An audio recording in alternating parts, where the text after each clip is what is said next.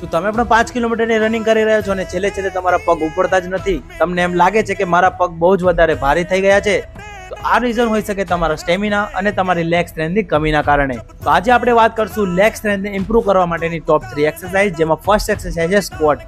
તમારા શોલ્ડર જેટલી લાઈન છે, એટલે કે શોલ્ડરની જેટલી લંબાઈ છે તેટલી જ લંબાઈ તમારા પગની રાખવાની છે, એટલે તેનો સ્ટાન્સ લેવાનો છે અને પછી તમારે સ્ક્વોટને પરફોર્મ કરવાની છે.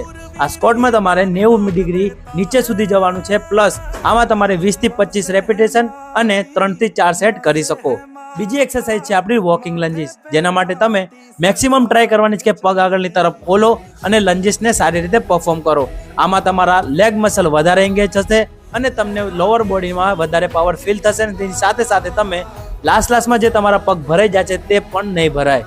થર્ડ એક્સરસાઇઝ છે આપણી ઇમેજનરી ચેર, એટલે કે વોલ સીટ. તમારે શું કરવાનું છે કે ખુરશીના જેમ તમે વિચારવાનું કે હું એક ખુરશી છું, તેવી રીતે તમારે હોલ્ડ લેવાનો છે દિવાલ ઉપર અને તમારે એને હોલ્ડિંગ પોઝિશન પર મેન્ટેન કરીને રાખવાની છે.